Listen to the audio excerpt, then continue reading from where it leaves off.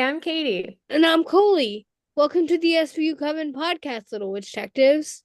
I couldn't remember whose turn it was, so I was like staring. I I was like, oh no, is it my turn? had to look too. It's okay. How are you? How's it going? Pretty good. hmm I'm tired, but that's normal. Yeah, your hair looks good. It's long. It's getting there. hmm I like it. You're leaving it your natural color right now too, right? Yeah, I haven't dyed it. It looks healthy. Yeah, Mm. trying to grow it out. It's in that awkward stage where it doesn't like lay flat, which is why I have these No, I pieces. kind of, it looks like you did it on purpose. I like it. Yeah. All right. Well, should we get started? Yes. Okay. We have so much to talk about today. So we're going to start with our witch talk. That's the corner of the intro of our show where we catch you guys up on what we've been doing. It's always kind of funny to me because Coley and I talk every day. So if you hear us giggling, that's why. Um, but it's for you guys. I'm trying to think what I've been up to. I went to the farmer's market yesterday. They had like their grand opening. Uh, I got like the best pickles that's ever. awesome. They're so good. They're like a garlic dill pickle. Oh, And if you know me, you know that I love some pickles. So yeah. it was really fun. I saw so many dogs. That's amazing. That's like the best part to me. I'll be with my boyfriend and we'll be like, ooh, look, there's a good one. Because I'm just so dog deprived. You'll see when I'm with Gabby, we're gonna be Yeah. inseparable. Um, Coley's dog looks just like my family dog, so it's fun because it's like a piece of home when I go visit. Yeah. Um, oh, what else have I been up to? Mostly just working lately. hmm Um, I'm going next weekend to see the hot air balloon show. So they all like fill them up and then just throw them up in the air, and they're Nice. all like different themes, you know? And they That's do, really cool. yeah, and it's like $10 for your car.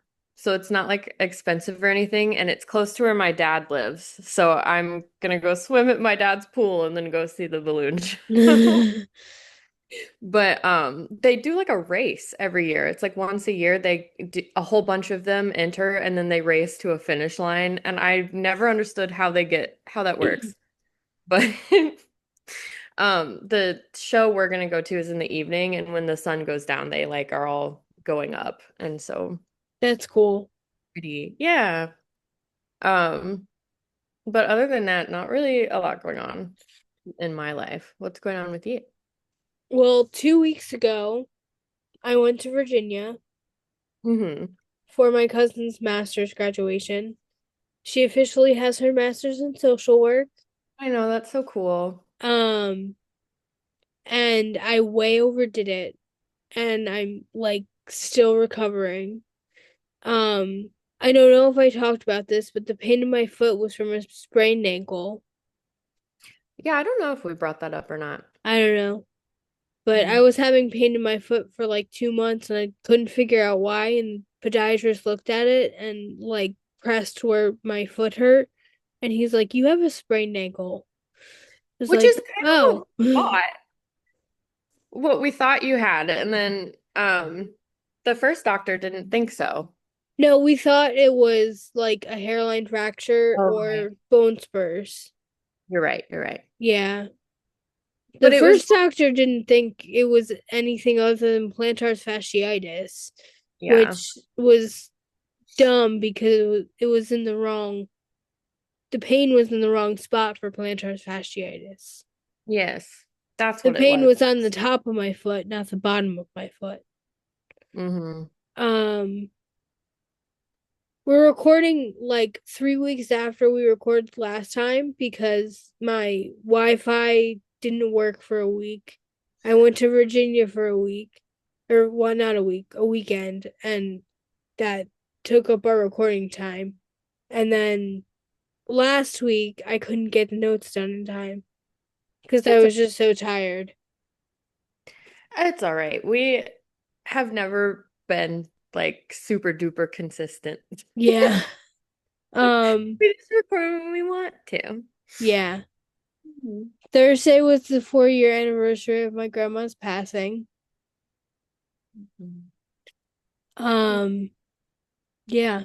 So that's That's crazy to me because it feels like it was like not that long ago. yeah, I know. Ugh. But I think you did good. Yeah. Handled it well. I slept all day. I Uh, ignored my emotions. that's like, I get it. All right. Well, what else is going on? Anything? That's all I have for my witch talk. Okay. Should we talk about all of the things going on with Mariska? Yes. So many things. There's so many things. There's like so many things about Mariska and then one thing about SVU. Well, kind of too. Have we talked about Kelly? No. So we have two things about SVU. Okay, but let's do Mariska first because Yes. Nicole Kidman just don't seem to sleep these days. Like, Nicole Kidman. Who's yes. Nicole Kidman? Oh my God. The actress? Yes. Oh, okay. What She's does in that have to do with anything? her and Mariska both. Every time I open Twitter, they've got something new going on. Oh, And yeah. I just think it's so cool that they're both working so much. Yeah. Um, Okay. yeah. So, um, the Mariska's documentary, My Mom Jane, premiered at the Cannes Film Festival a couple weeks ago. Mhm. Um, and in it, Mariska reveals that Mickey Hargitay is not her birth father, It's crazy. which I saw that and I was like, what? I know because she loves him so much. Yeah. And I think they look alike. Yeah, but I mean, he may not be her father by blood, I but know. he raised her. So, Mhm. I thought it um, was really cute what she was saying too about how like she's known for a long time and she still mhm, like wanted Mickey to feel like her father no matter what. yeah, And I was like, that's so sweet. yeah. Um, her biological father is an Italian singer named Nelson Sardelli. Um, yeah, and like they had a meeting and she talked to him and she's like, "Listen, I don't need anything from you. I have a father." Point Yeah. blank, period. So, Um, it's so and she held on to that information for like 30 years. I know, for I was like for as long as I've been alive. Yeah. And it makes me wonder like do like what kind of I guess they don't have much of a relationship. Yeah. But I was thinking about Peter and the kids and like how all their dynamics are now. But Mm-hmm. maybe Yeah. it's just the same. Like maybe they just consider Mickey their grandfather and that's. Yeah. But interesting. And so like I don't know why, but it's cool to me that she just held on to that until she was ready to Mm-hmm. talk about it. I have a lot of respect for her for that. And let's put it out there that we are not entitled to any celebrities or anyone's really family secrets, and that they're gonna come out when they're ready. Yeah. It's not, I don't consider it a lie. No, not at all. So, It's her business. yeah, I think she should write a memoir. she should. I think her and Brooke Shields needs to hook her up with whoever helped her write hers because hers was so good. It was. Um, but it would be so interesting. I feel like this film is kind of, in a way, Mm-hmm. memoir-esque, but Yeah, I would love if Mariska wrote a book because I don't know, her life is so interesting to me. it is. Um, So, like I said, she was at Cannes and her outfits were amazing. We I should post them. loved I'll all post of them. them. Yeah. Oh, Um, she like and she took inspiration from Jane for each one, and I mm, loved it so much. yeah. Mm. She's so cute. I loved everything about like all the footage, like them after the film, like hugging and Mm-hmm. crying and stuff was really sweet. And then the way that Peter on like in all the photos was just kind of like, my wife. This is my I My was like, wife. yes. I was like, I love that. And he would just look at her with such adoration and was just so happy for her. Yeah. Ugh, I love it. I know there's a Um, and another thing is that Mariska started her own production company with my mom Jane being the first project, and it's called Mighty Entertainment. And That's if what you I'm look saying. at the Never stops logo, yeah, if you look at the logo, it's a picture of a little girl riding a bike, and that working. little girl riding the bike was actually Mariska Oh, when she was like 2 or 3. that's cute. Yeah. She's so good with an Easter egg. Yes. Um, that's so cool. Like she just does everything. I was watching a video the other day and I think it was a Stephanie Sue video maybe, but they had Joyful Heart in it. Mm-hmm. And I don't even think she knew that it was like Mariska's thing and was just talking about donating to them. And I was, Mm-hmm. oh my God, it's just, I'm so proud of her Yeah. Um, there was something else. with the production stuff. Oh, Peter is the creative director of Mighty Entertainment. Hmm, I love Yeah. that. Yeah. Cool. Mm-hmm. I was thinking about him yesterday because I was wondering if his and just like that character would ever come back.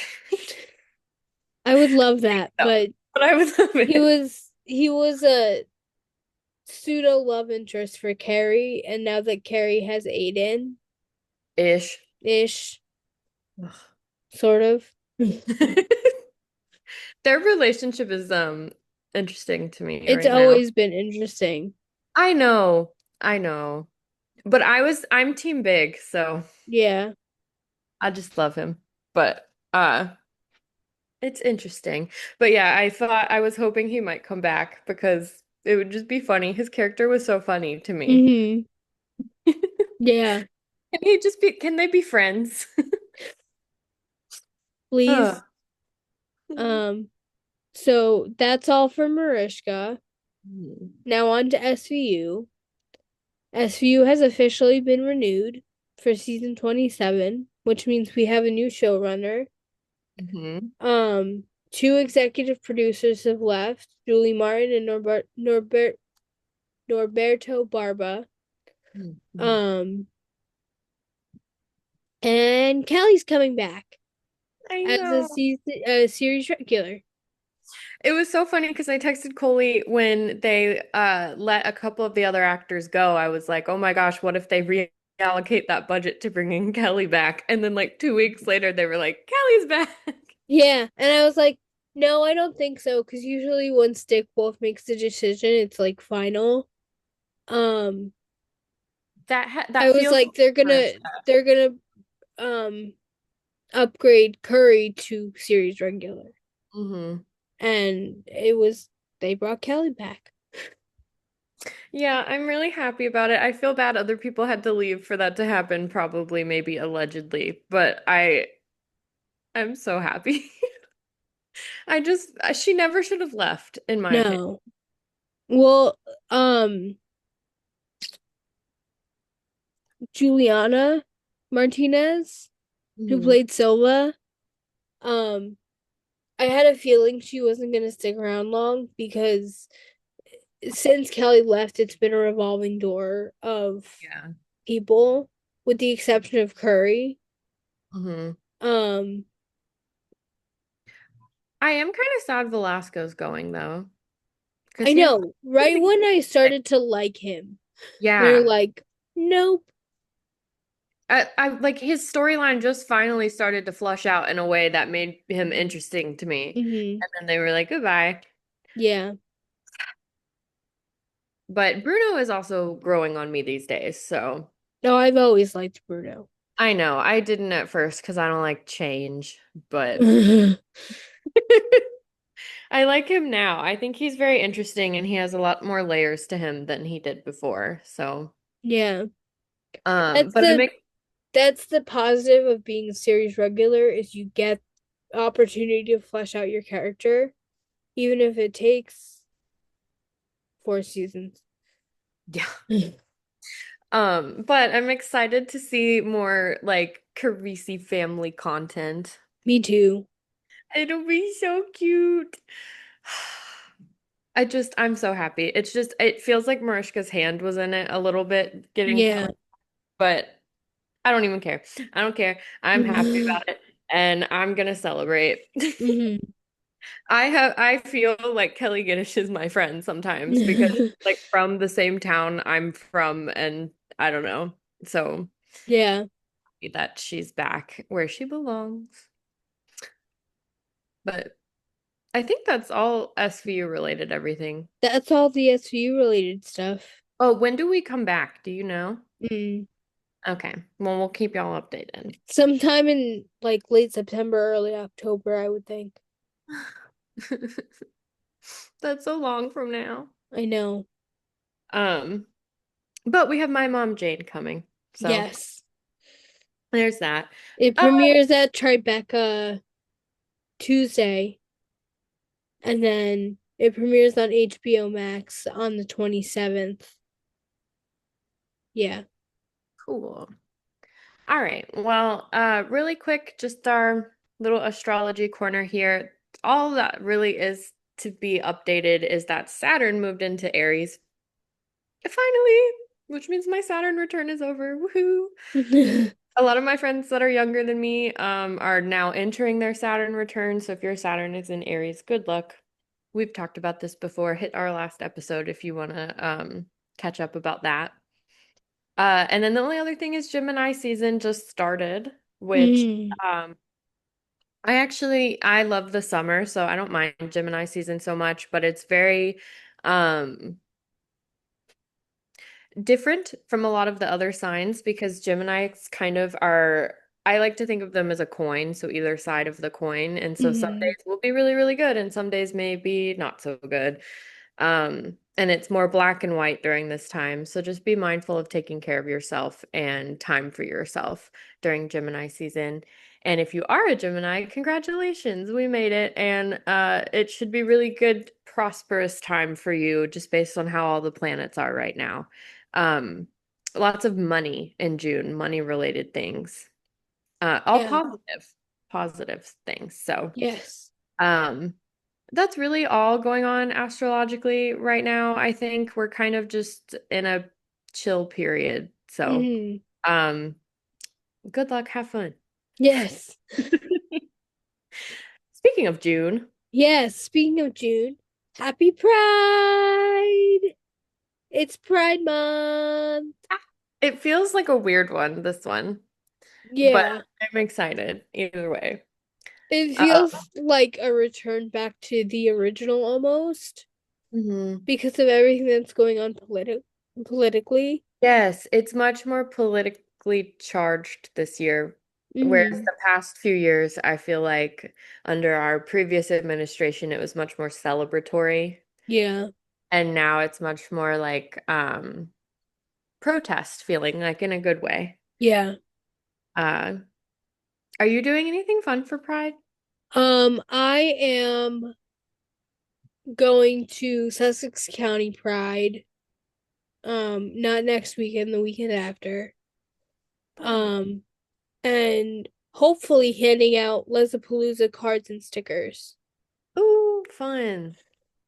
I normally do Nashville Pride, but I'm not going this year. It's just a little far. Mm-hmm. But then y'all know Atlanta does Pride in October. So Yeah. Need to find something like fun and inexpensive to do this month. Hmm. Um, so if anybody has any suggestions, you live in the Atlanta area, let me know. Um, but I'm so excited. Maybe we can post a little happy Pride thing or something today. Yeah, Because we're recording on June 1st. Y'all will see this June 2nd, but today is officially June Pride. 1st, Pride Yeah, Month. rent is due. I Okay, well, just started singing Rent in my head. The specifically the line "Rent, my amigos, is due, or I will have to evict you. Be there in a few." Mood. Okay, well, really quick before we jump into the episode, just a reminder, we are on Instagram at SVU Coven. We post there most of the time. We don't really use a lot of other socials except for Reddit, which we are on. Koli is on Reddit Hmm. all the time. It's SVU Coven over there. If you're on either of those social medias, give us a follow. That's where we update most often. We also have a free to join Discord server. I would really love if more people joined it because it's kind of fun to me. So, and we could do some like events or something. If you guys are interested in that, let us know. You can find the link for that in our Instagram bio. If you're not on Instagram, though, you can always email us, svucoven@gmail.com, and we'll send you a link there. Coley does check the email regularly, so someone is reading it and responding, and she shares it with me. We love hearing from you guys. If you are interested in running an ad with us or being on the show or have any topics you want us to cover, email is the best place to reach us. Sometimes we get little nice emails from you guys that like have nothing to do with anything, and we love that too. Hmm. Feel free to reach out. We are open to it. And then we also have merch through Fourth Wall. I remembered this time. Uh, all the proceeds go to Fourth Wall as well as to us, and we designed all the merch ourselves, so we really love it. And if you guys buy any of our merch, even if it's a coffee mug, feel free to send us a picture or tag us. We would love to see all of that out in the wild. Yes. Yeah. Um, this is your episodic reminder to rate, review, subscribe, like, and comment. All of the above are important for the algorithm to push us um to other people. Rating, reviewing, subscribing are the most important things you can do on an audio only platform. Subscribing, liking, and commenting are the most important things you can do on YouTube. Go join Katie in the comments of YouTube because she's always hanging around there. Um, yeah. And we have a coffee. So if you want to donate, you can go to coffee.com/SVU Coven, I believe. It's KOFI. Um, all the money goes back to the show, and we appreciate the energy exchange. And the coffee is not mandatory, it's completely voluntary. Mm.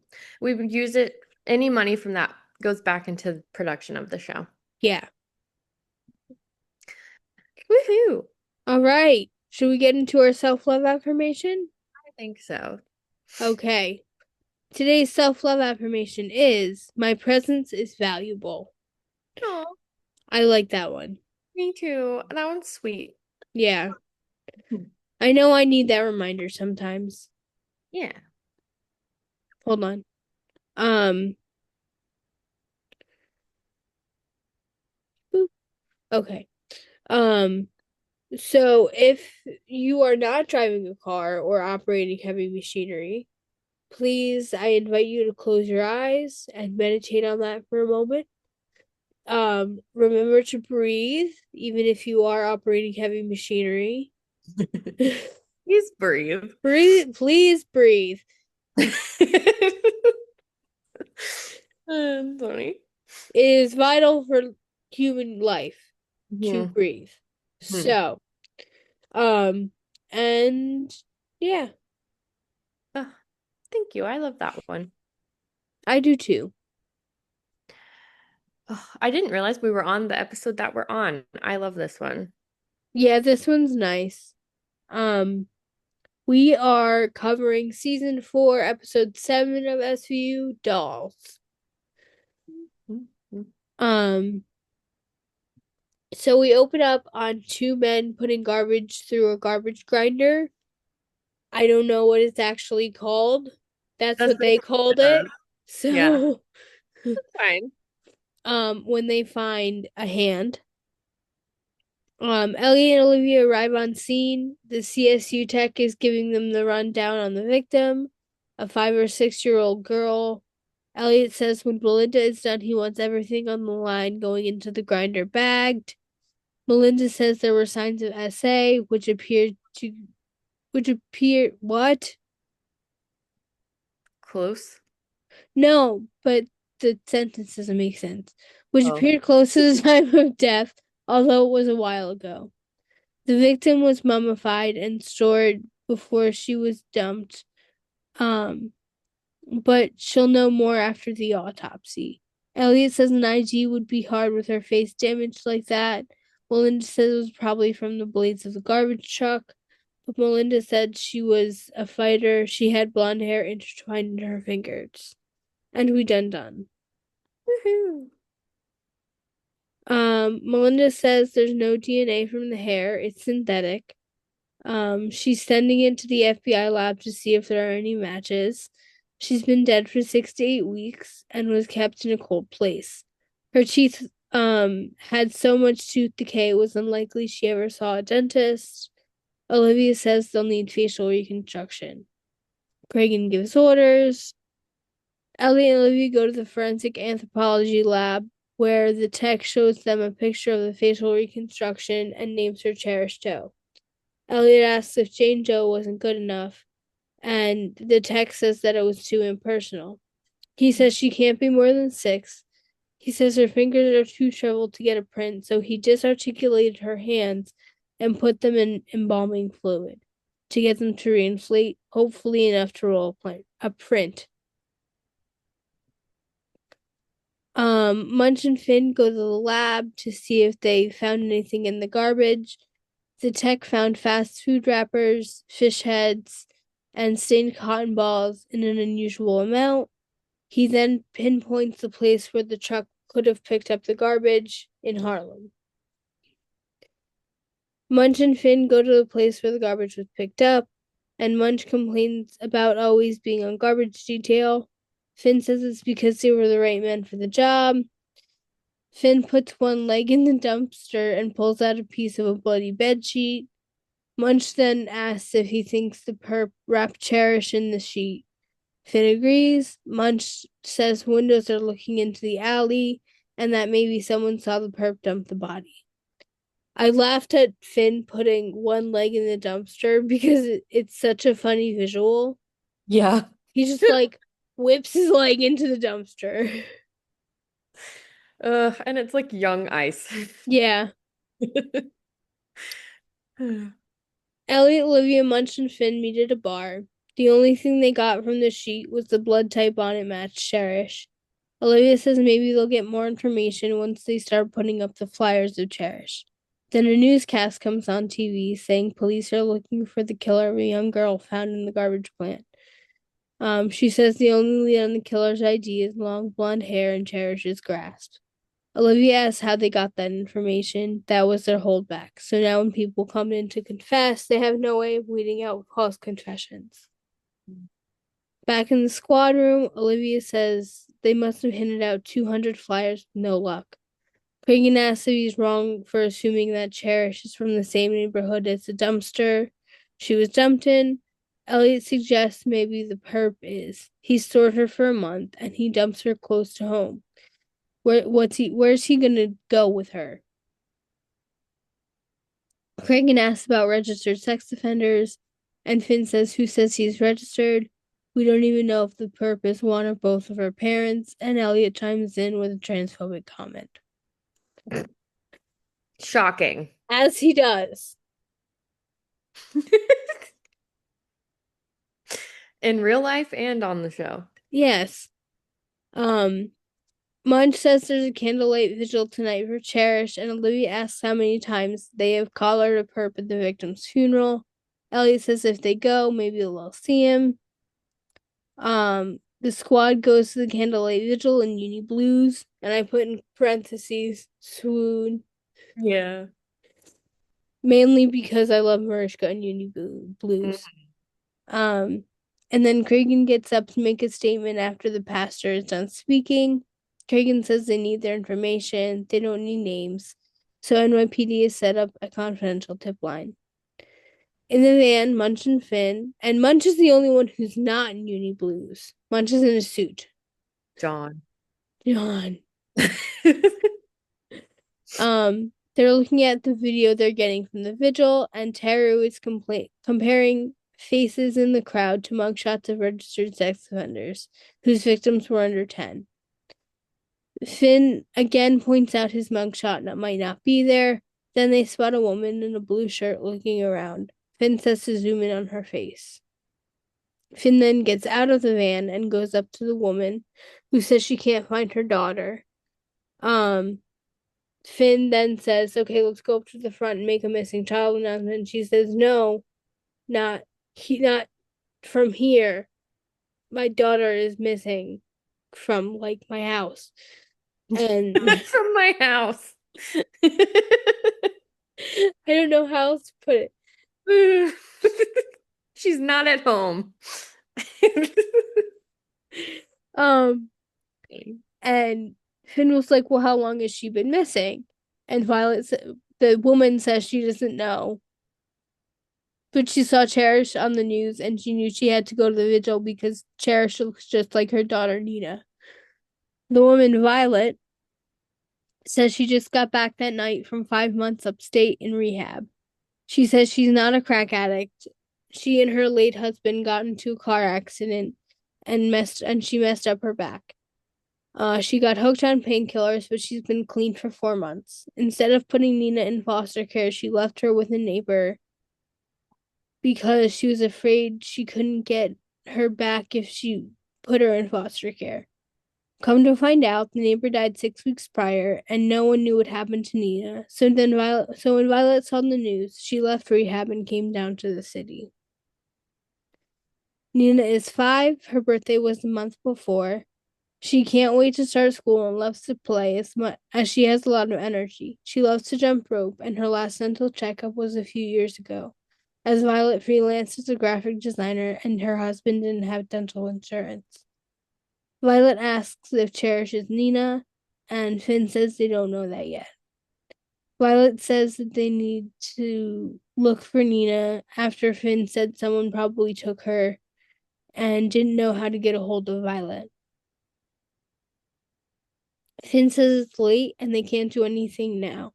He asks how he can get in touch with her tomorrow, and Violet says she hasn't figured that out yet. Finn says he'll take care of it. Finn and Munch get into a fight because Finn believes Violet, but Munch is skeptical in typical Munch fashion. Yeah, I was about to say, always skeptical. Finn is paying for Violet's hotel room, and Munch remarks that she is kind of cute. Finn says they need to. I don't know why that tickled me. Finn says they need to track down who took Nina after Mrs. Hawkins died. Munch asks how they know that Violet even has a kid. Elliot and Olivia walk in at that moment, and Elliot asks if it was a lover's quarrel. It's going to be a domestic dispute if Munch doesn't get out of my face, Finn says. Olivia goes with Finn to canvass Mrs. Hawkins' building. Elliot and Munch will check on the leads that came in the night before. Olivia and Finn go to Mrs. Hawkins' apartment and find that it's been cleaned out. The super said it was the Salvation Army, and Mrs. Hawkins' daughter said that everything in the apartment was junk. Finn asked if she took Nina, but the super said no. Her daughter said that just because her mom always took in strays doesn't mean she had to, and said Nina was the super's problem. So we turned her over to child welfare. Olivia and Finn then go to ACS to talk to a social worker who said that they had to consider Nina an abandoned child, and that if she voluntarily went into rehab, she should have brought Nina to them and they'd have placed her somewhere instead of leaving her with an elderly neighbor in failing health. Olivia mentions that the agency doesn't make it easy for parents to get their children back, and the social worker says kids are often better off in foster care than being raised by addicts. Finn says Violet is clean and wants her daughter back. The social worker says it's up to the courts. Violet has to prove she can provide a stable home for Nina. Olivia asks where Nina is. The social worker says she isn't going to release that information if they're going to bring Violet on an unauthorized visit. Finn then pulls out the flyer of Cherish Doe and asks if she sees the resemblance to Nina, and then described what happened to Cherish. Don't get in my way, lady. The social worker says she placed her with Thelma Price. And we're going to do a spell break because I forgot to put a spell break in. Oh, okay. um, so Monday, June 2nd, the color of the day is ivory, and the incense of the day is narcissus. And this is the Pearl of Wisdom spell. Pearls are associated with protection, enhancing relationships, the moon, water, harmony, divination, and manifesting abundance. For this spell, gather these supplies: a white or silver tea light candle in a fire safe dish, the moon tarot card, matches, a pearl or a picture of pearl, a journal, and a pen. Sit where you won't be disturbed for 20 minutes. Place the tea light above the moon card. Light the candle, saying, I ask for the illumination of the pearl's wisdom. Sit down and hold the pearl or its picture, following your breath and letting thoughts float and flow in your brain. Some will be transient, monkey mind thoughts. Others will be pearls of wisdom, unrelevant situations. Absorb the knowledge. Write down what you want to remember and or act upon. At the end of 20 minutes, give thanks. Place your hands on the floor, grounding any excess energy.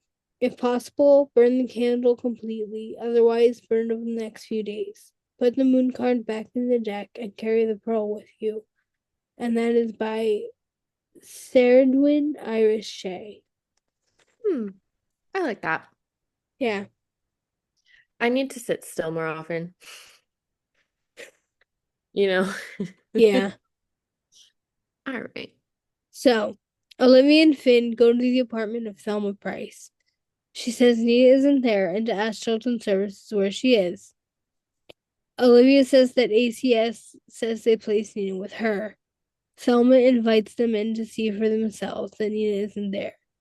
She says nothing. She says Nina was nothing but trouble. A white man with dark hair took Nina a month ago. She doesn't remember his name. Olivia and Finn go back to the social worker. Um, she says she saw Nina last week. They say she's wrong. The social worker says it's possible she missed a visit. They say more than one. The social worker says even if she did, it's not a police matter. Finn says wrong again. Olivia asks if she ever sends a colleague to cover the visit. If she can't visit, maybe a man. The social worker says no. Olivia confronts her about the lies in the file and she asks for her union rep. Olivia says she hasn't seen Nina in 6 weeks and that she was responsible for Nina's safety. And she didn't even check on her. The social worker says it's not her fault. She said Thelma Price was a good foster mother and she thought Nina would be all right. Finn goes to see Violet at the hotel and asks if she has anything with her fingerprints on it. Violet gives him Nina's drawings. She says to please be careful with them. It's all she has. One of them was a handprint turkey, like painted the hand and Mm. turkey. It's And turkey. That's funny. I'm sorry. Olivia and Finbring. It's fine. I'm delirious today. I'm so tired. It happens. Olivia and Finn bring the picture to the lab for analysis next to the hand that is finally ready to be printed. Upon analysis, they find that it's not Nina's handprint. Back at the squad room, Olivia says that Nina may still be alive, and Finn says that the man who killed Cherish could have Nina. Olivia asks if they're sure it's the same guy. He has dark hair when he takes Nina, but a blonde wig when he takes Cherish. Munch says they may not even be looking for a blonde wig. Cragen comes out of his office and says that Cherish's real name is Susie Marshall. Finn asks how he got that, and Cragen says that the print came back as a match to a kid's print card. The grandmother had her printed during safety week. Olivia and Finn go to see Susie's grandmother, Eleanor. She says she always thought that Ronnie, her daughter, would be the one who died, not Susie. Ronnie would ask her mother to babysit for a night and then disappear for months. Then she'd come home, clean and sober, asking for Susie back. This last time, Eleanor thought she had finally straightened herself out, so she gave Susie back to her. Eleanor said it had been 5 or 6 months since she'd seen Susie. Olivia asked if she was worried because it had been so long.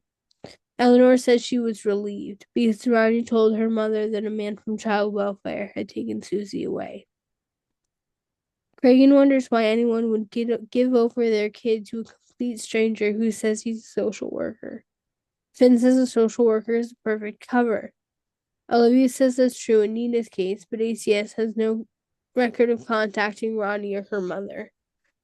There has to be another connection. Cragen says they know Nina's father is dead and Susie's father went back to Jamaica and asks for info on Ronnie. Munch says she has a string of arrests and a conviction for shoplifting 3 years ago. Her last known whereabouts were strung out on the street. Cragen gives orders.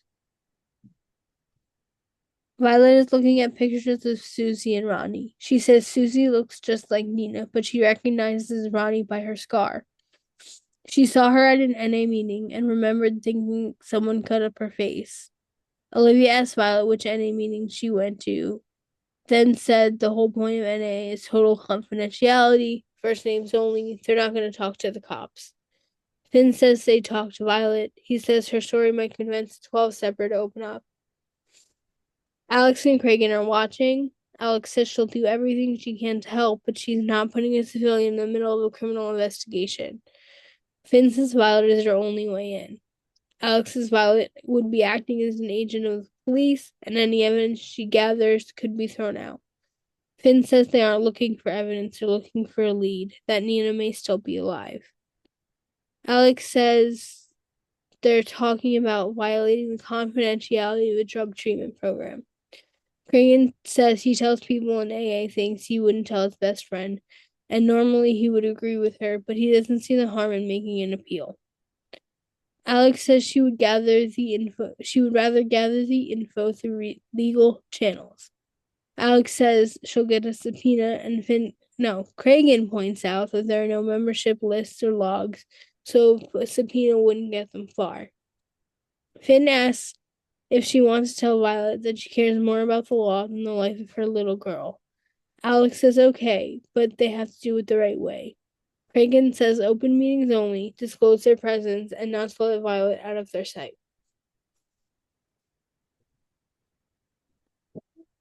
Violet starts to share and then says that she needs to find Ronnie Marshall. A guy speaks up and says, ain't that against the rules? Violet says the only way she can find Nina is with their help. She hands out pictures of her and says the same man who took Nina murdered her daughter. That time is running out, and if any of them have any information to please tell her. The man gets up and leaves, and Finn follows him. Finn tries to get the man to talk, but he says he respects people's confidentiality. Finn asks about respect for the dead. Didn't he think she'd want to attend her own daughter's funeral? The man finally gives up where he and Ron used to get high, the Starlight Lounge. Naturally. Yeah. Finn and Violet go to the lounge and talk to the owner/manager, who said he threw Ronnie out a while ago for shooting up in the bathroom. He says he doesn't get personal with customers and has them talk to a patron who hooked up with Ronnie in an alley. She boosted his wallet. He says she stays at a women's shelter. They find Ronnie at the shelter and talk to her. Finn breaks the news that Susie's dead, and she doesn't seem to care. Finn hauls her in and puts her in lockup. The next morning, he brings her orange juice. She's resistant to cooperating, and Finn says he found her paraphernalia. So if she doesn't cooperate, he's gonna bust her. She says her daughter is dead and there's nothing they can do about it. Finn says that she can help save Nina and make it right for Susie. Olivia asks Thelma if the sketch that Ronnie worked up with the sketch artist looks like the man who took Nina, and she says it's him. Olivia asks, Olivia says there has to be a connection between the three of them. They suggest ending meetings, the church they were held at, and finally the community center. Ronnie and Violet went there for meetings, and Thelma goes there for bingo night. Bingo night. The woman at the community center says that the man could be Terry Jessup. He quit a few months ago. She's known him most of his life. He cleaned up and fixed for the broken toys. He had a doll collection that he liked showing the kids. He inherited the dolls from his mother and called them his legacy. Olivia asks for an address for Terry, and the woman doesn't automatically give them the address. Finn shows her pictures of Susie and Nina, and she said she knew them just to say hi. That Terry, she never saw Terry around them, but he paid close attention to the kids with hard home lives, saying they needed extra love. Olivia and Finn go to Terry's apartment, but he's gone, and he's gone with what? He's been gone with dolls? Gone with Dolls. What? Hey. He's been gone for 3 months. There we go. Olivia finds a Polaroid of Susie Marshall dressed up like a little doll. I don't know where the whole he's been gone with dolls came from. I did these notes in the middle of the night, so I could have I know. I was telling my like boyfriend, I was like, Koli sent me the notes at 3 a.m. Like, what was she doing? I was up and I couldn't fall back asleep, so I was like, "Oh, I'll do the notes," and then stuff like that happens. Silly. Wong dives into the psychology of dolls, that they're pure and sexless. He feels guilty that he's attracted to children, so he turns them into dolls until he can't fight the urges anymore and has sex with the doll. Then she's no longer a doll, so he kills her. He sashes the body out of guilt and then dumps the old playmate when he finds a new one. Elliot got Jessup's mother's psych records. She was diagnosed with severe depression with bouts of mania, bipolar disorder, where she'd go on sex binges and spending sprees. They would buy only dolls, where she would buy only dolls. She was intermittently abusive and promiscuous towards Terry. The lab tech came in and brought his own personal doll collection and says the blonde hair comes from a Madame Charlotte doll. Only 3 stores sell them in the city. Olivia and Munch go to the toy store and get the owner to call Terry and get him to tell him his order came in. Terry comes in to pick up the order, but the owner lies and says the shipment was damaged. He offers him another doll. Terry buys it and leaves.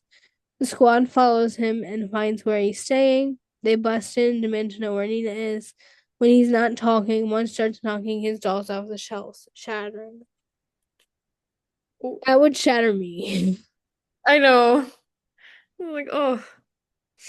Not that I collect dolls, but like if I did, a cop coming in and like ruining my collection would completely shatter me, especially if I inherited them from like my mother or something. Right. Alex says that she doesn't even need a confession to win the case, but Finn says that they do need one to find Nina. Finn says that he and Terry are going to get better acquainted, and Wong says he's not going to respond to threats. He needs a friend. Olivia goes into interrogation with Finn and says his dolls are beautiful, that she had lots of dolls as a kid, but never once as nice as his. Terry says that girls are lucky. They can play with dolls, and boys aren't supposed to. Finn says he had dolls, G.I. Joe, Batman. Terry says those are action figures, not dolls. That's true. Olivia, yeah. Olivia says she heard his mother started his doll collection. He said he inherited them when she died, and now she can't take them away from him. Olivia asks if his mother didn't want him to have them. Terry says that she'd hit him if he touched them.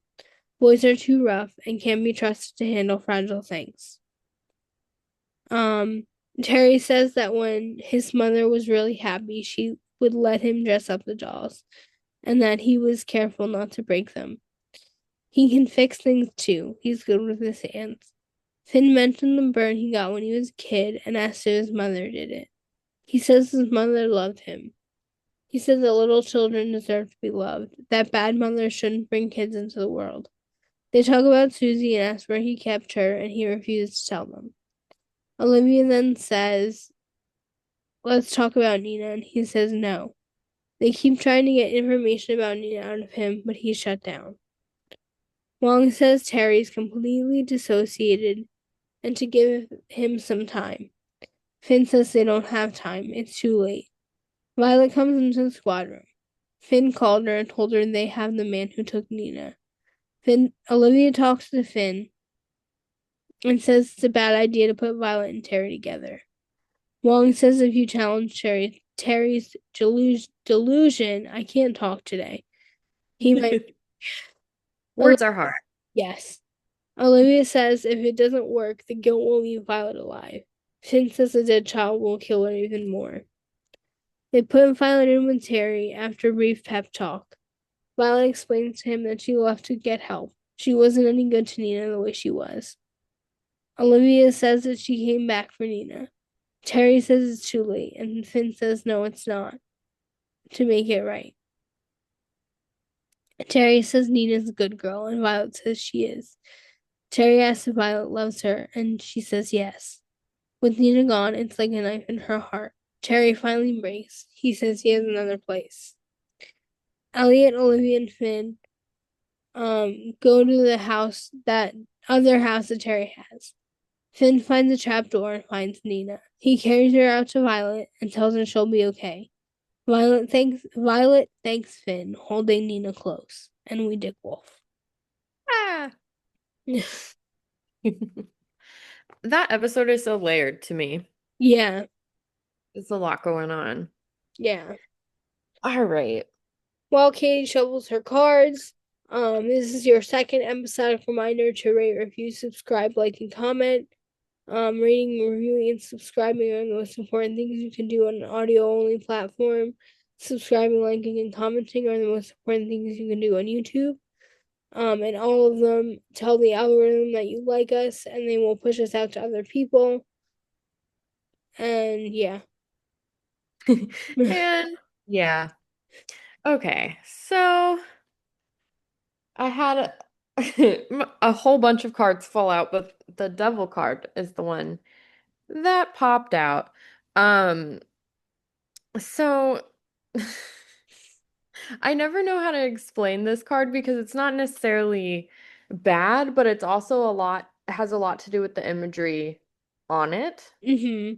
if that makes sense. And so when this card falls out, I often associate it with like kind of an inner turmoil. So if you feel like you've got like being pulled in maybe two different directions, hence Gemini season, or if you feel like you're fighting against something, maybe with yourself, trying to figure out something new in your life or adapting to change or anything like that, just remember you can say no.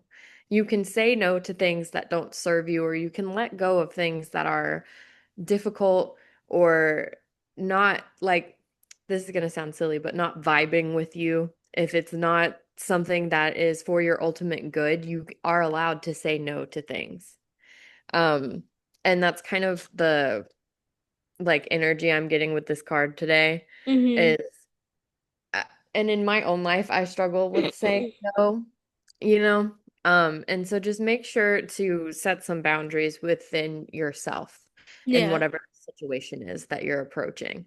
Um, this card has a lot to do with like war and inner like strength. And so that's kind of what I was getting for today. Yeah. All right. So And you know I have problems saying no and setting boundaries. I am the worst about it. I people pleaser tendencies. When it comes to my grandfather asking me to work, I'm like, okay. And then I get upset and I I go know. into tears. I literally text Katie all the time and I'm like, I'm literally in tears right now. Uh-huh.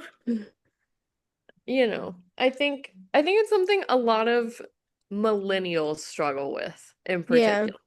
Yeah. Um, so just remember to set some good like boundaries around yourself moving into Gemini season this month. Mm. Um, so if you're still here, still hanging out with us, we are on Instagram at SVU Coven. If you want to give us a follow over there, you can join our free Discord server. All the links are in our Instagram bio. If you're not on social media, you can email us at svucoven@gmail.com. We love to hear from you, even if it's just like to say hi.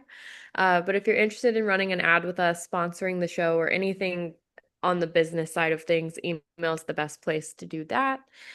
We also have merch through Fourth Wall that we designed ourselves, and we love them. So if you have any of our merch, please send us pictures of it. We would love to see it, tag us, all that good stuff.